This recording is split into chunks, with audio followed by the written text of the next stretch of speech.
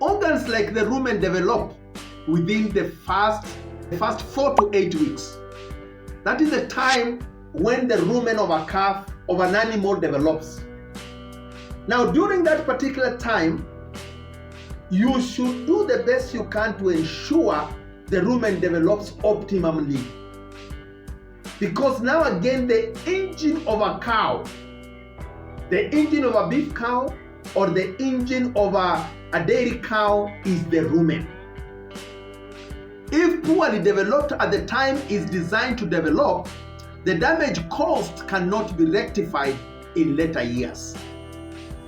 You cannot say that you allow the period when the rumen is supposed to develop to be stunted, and then you say maybe 6 months later on you'll be able to work on the rumen. You cannot. And once you have failed at the rumen development stage, you can never realize the potential of your cow in milk production. You can never realize the potential of your cow in meat production.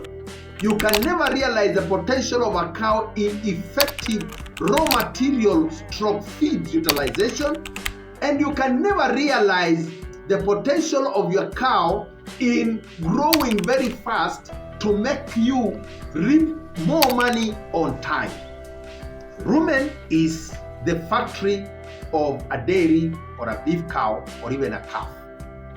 Other organs such as the other glands, etc., they will develop, yes, but never to a commercial scale, because the rumen will not degrade materials enough on good time and release them to facilitate the other development, to facilitate glands development, and many others.